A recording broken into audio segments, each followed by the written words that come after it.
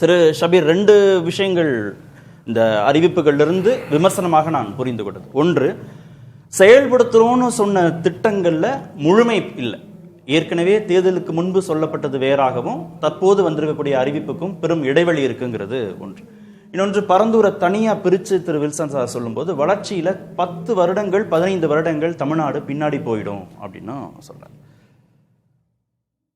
சென்னைக்கு 2வது ஏர்போர்ட் தேவையா அல்லது தமிழ்நாட்டுக்கே ஒரு 2வது ஏர்போர்ட் மாநிலத்துடைய தலைமையகத்துக்கு பக்கத்தில் தேவையா அப்படின்னா நிச்சயமாக அதற்கான தேவைகள் அப்படின்றது இருக்கிறது. அது யாரும் மறுக்க முடியாது. பரந்தூரில் ஏர்போர்ட் வருவதை மட்டும்தான் இந்த அரசாங்கம் ட்ராப் பண்ணியிருக்கே தவிர ஒட்டுமொத்தமாக ஏர்போர்ட்டே இனி தமிழ்நாட்டில் வராது, சென்னையில் எந்த ஏர்போர்ட்டும் வராது, சென்னையில் இருக்கக்கூடிய ஏர்போர்ட்டுடைய எக்ஸ்பேன்ஷன்லாம் வந்து எதுவும் செய்யப்படாது அப்படின்னு சொல்ல.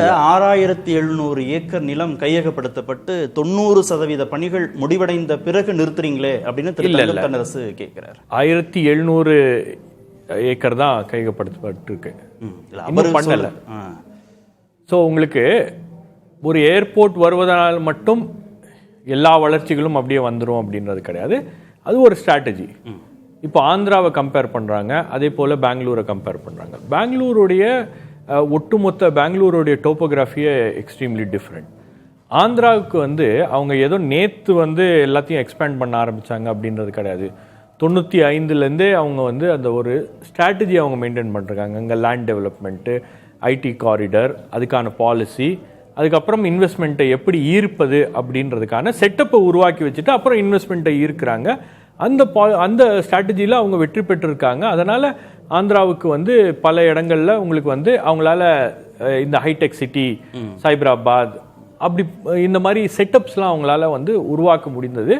அதன் மூலமாக அவங்களால இன்வெஸ்ட்மெண்ட் ஈர்ப்பதற்கு ஒரு இடம் என்பது அவங்களுக்கு இருக்கிறது. இல்லை, இப்போ தமிழ்நாட்டில் விரிவாக்கம்னு போனாலும் அதுக்கும் நிலம் வேணும், புதிய விமான நிலையம் அப்படின்னாலும் அதுக்கும் நிலம் வேணும். இல்லை, அதுதான் ஒரு ஆல்டர்னேட் சைட் வந்து நம்ம பார்க்குறோம் அப்படின்றாங்க. இப்போ பரந்தூர் ஏன் ப்ராப்ளம் அப்படின்னா, பரந்தூரில் கிட்டத்தட்ட உங்களுக்கு 30,000க்கு மேற்பட்ட இது இருக்குது. அங்கே வந்து என்ன சொல்கிறது, இயற்கை வளங்கள் இருக்கிறது, உங்களுக்கு நீர்நிலைகள் இருக்கிறது. அந்த நீர்நிலைகள் பாதிக்கப்பட்டால் அது சென்னைக்கு மிகப்பெரிய பிரச்சனையாக மாறும் அப்படின்னு பல என்வாயன்மெண்ட்டில் சொல்லியிருக்காங்க.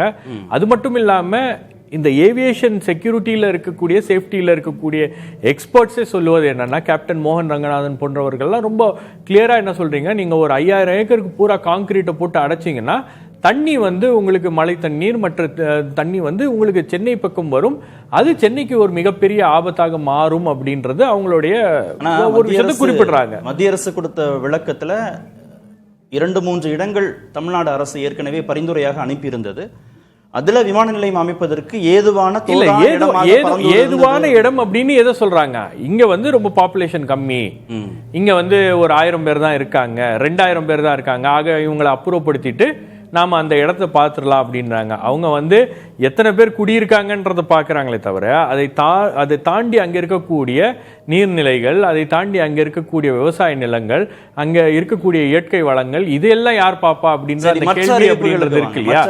அப்போ இந்த விஷயங்கள் தான் வந்து இதுல பிரதானமாக இருக்கிறது. அங்கு விவசாயிகள் போராடுகிறார்கள் அப்படின்னா அவங்களுடைய நிலைப்பாடு விமான நிலையம் வேண்டாம், அவங்களுடைய வாழ்வாதாரம் பாதிக்கப்படுகிறது, அங்க இருக்கக்கூடிய மக்களுடைய வாழ்வாதாரம் பாதிக்கப்படுகிறது அப்படின்ற ஒரு விஷயத்த வந்து எந்த அரசாங்கமும் அதை பற்றி விமான நிலையமே வேண்டான்றதான் இல்ல. இன்னொன்னு, இன்னைக்கு திமுக ஒரு நிலைப்பாடு எடுத்திருக்காங்க இல்லையா, அதாவது இது வந்து வளர்ச்சியை பின்னோக்கி தள்ளிவிடும் அப்படின்னு. நீங்க வந்து சேலம் 8 வழி சாலையை அப்போ திமுக என்ன பண்ணாங்க, அவங்க அந்த என்ன காரணத்துக்காக அதை எதிர்த்தாங்க? பின்னாட்கள்ல அந்த ப்ராஜெக்டை வந்து திமுக அரசாங்கத்துக்கு வரும்போது அதை டிராப் கூட பண்ணல, அது வேறு வடிவங்கள்ல எடுத்துட்டு வர முடியுமா அப்படின்னு முயற்சிகளை அவர்கள் செய்தார்கள். குறிப்பாக அப்பொழுது இருந்த அமைச்சர் ஏவாவேலு அதை ஆதரிச்சு பேசினாரு. இப்ப இதுல கூட 90% பணிகள் முடிந்த பிறகு ஏன் நிறுத்தி? இல்ல, 90% பணிகள் முடியல இன்னும். நீங்க அங்க வந்து ஃபுல்லா கையகப்படுத்தப்பட்ட லேண்ட் அக்விசிஷன் முழுமையாக முடிந்து விட்டது அப்படின்னு இழப்பீடு கொடுத்தாச்சு விவசாயிகள். இல்ல, அதாவது ஒரு சில பகுதிகளில் இழப்பீடு கொடுத்தாரு. இன்னும் ஏக்னாபுரம் போன்ற பகுதிகளில் இன்னும் போராட்டம் தொடர்ந்து நடந்து கொண்டே இருக்கிறது. நீங்க பரந்தூரை கடந்து வரும், பரந்தூருக்குள்ளே போக முடியாது. பரந்தூரை கடந்து மற்ற 2 அறிவிப்புகளும் இன்னைக்கு விட்டுருக்காரு இல்லையா.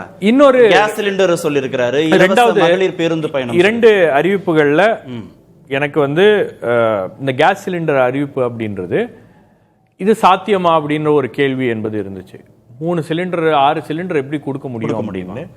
அப்போ அது 3 சிலிண்டர்களாக நாங்கள் முதல் தவணையில கொடுக்குறோம். அதற்கு ஒரு ஒரு கிரைட்டீரியா வச்சு ஒரு எலிஜிபிலிட்டியை வச்சு அவங்க அந்த முயற்சியை எடுக்கிறார்கள் அப்படின்னும் போது இந்த அரசாங்கம் வந்து வந்த 100 நாட்கள்ல அதனுடைய நோக்கம் என்பது நாம சொன்ன ப்ராமிசஸ் எல்லாம் நிறைவேற்ற வேண்டும் அப்படின்ற அந்த நோக்கத்தை இது ரொம்ப ஸ்ட்ராங்கா வெளிப்படுத்துகிறது. இல்ல क्वेश्चन என்ன, அதே போல क्वेश्चन என்னன்னா உங்களுக்கு தேர்தல் வாக்குறுதியில அனைத்து குடும்பங்களுக்கும் அப்படின்னு சொல்றோம், அனைத்து மகளிருக்கும்னு சொல்றோம். அனைத்து குடும்பங்களுக்கும் அனைத்து மகளிருக்கும்னா வருமானம்ங்கிறது அங்க அளவுகோலாக இருக்க போறது இல்லைன்னு. அப்போ அனைத்து குடும்பத்தினருக்கும் கேஸ் சிலிண்டர்னு அவர் தேர்தல் வாக்குறுதியில சொன்னாரு. இப்போ வருடத்திற்கு மாசத்திற்கு 2.5 லட்சம். இதுக்கு முன்னாடி இந்த மாதிரி ஸ்கீம்ஸ்ல வந்து உங்களுக்கு ஒரு கிரைட்டீரியா பிக்ஸ் பண்ணாம நீங்க கொடுக்கவே முடியாது. திமுக அனைத்து குடும்பங்களுக்கும் சொல்லி தான் 1000 ரூபாய் வந்து அவங்க ப்ராமிஸ் பண்ணாங்க. வந்ததுக்கு பிறகு உங்களுக்கு யார் யாருக்கு டிசர்விங் யார் யார் அன்டிசர்விங் அப்படின்னு ஒண்ணு இருக்கு. தாவேக்கா விமர்சனம் பண்ணுச்சா இல்லையா? இல்ல டிசர்விங் அண்ட் அன்டிசர்விங் கேட்டகரி இருக்கு. தாவேக்கா விமர்சனம் பண்ணுச்சா? தாவேக்கா விமர்சனம் பண்ணாங்க. இதுலயும் அவங்க வந்து அனைத்து அப்படின்னு சொல்லி இருக்கிறது வந்து எனக்கு தெரிஞ்சு பயனாளிகள், அதாவது யாருக்கு தேவைப்படுகிறதோ அப்படின்ற ஒரு வார்த்தையும் அதில் இருக்கிறது. பயனாளிகளுக்கு அது சொல்றாங்க, டிசர்விங் அப்படின்றது சொல்றாங்க. எல்லா இடங்கள்லயும் அப்படியே இருந்துச்சு. உங்களுக்கு வீடியோ இருந்துச்சுன்னா ப்ளே பண்ணலாம். இல்ல நான் சொல்றேன் உங்களுக்கு அதுல வந்து அவங்க அனைத்து குடும்பத்தினருக்கும் தான் சொல்லிருக்காங்க. யாருக்கு டிசர்விங்கோ அதுதான் வந்து கிரைட்டீரியாவாக இருக்க வேண்டும். இதுதான் வந்து இந்த மாதிரி யூனிவர்சல் ஸ்கீம்ஸ்ல பின்பற்றக்கூடிய அரசாங்கங்கள் பின்பற்றக்கூடிய விஷயங்கள்.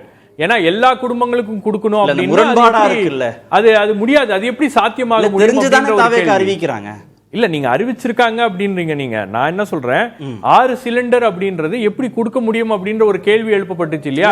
ஆனால் தற்போது 3 சிலிண்டர்களை கொடுத்துட்டு அடுத்த கட்டமாக இன்னொரு 3 சிலிண்டர்களுக்கான வழிவகை செய்யப்படும் அப்படின்ற அந்த ப்ராமிசஸ் ஃபுல்ஃபில் பண்றோம் அப்படின்ற அந்த நோக்கத்தை வெளிப்படுத்தி இருக்கிறார்கள். ஒரே ஒரு பாயிண்ட் முடிச்சிடறேன் நான்.